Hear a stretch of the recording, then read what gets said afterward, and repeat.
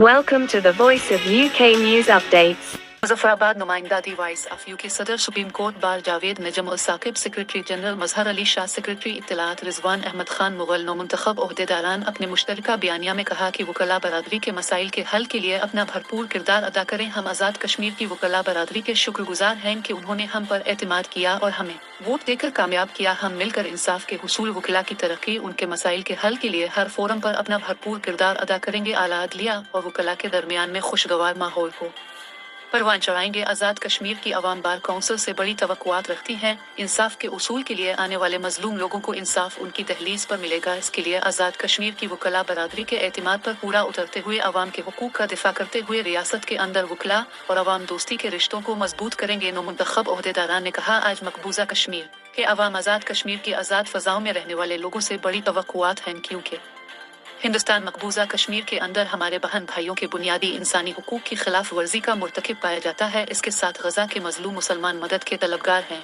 उनकी खुराक, खाने पीने को जिंदा रहने के लिए अद्वियात वगैरह इंतहाई ज़रूरी हैं। हमारी जिम्मेदारी है कि हम अपने मजलूम भाइयों को अपनी दुआओं और उनकी बुनियादी ज़रूरतों को पूरा करने के लिए उनसे ताउन करते हुए अल्लाह ताला से मदद तलब करें।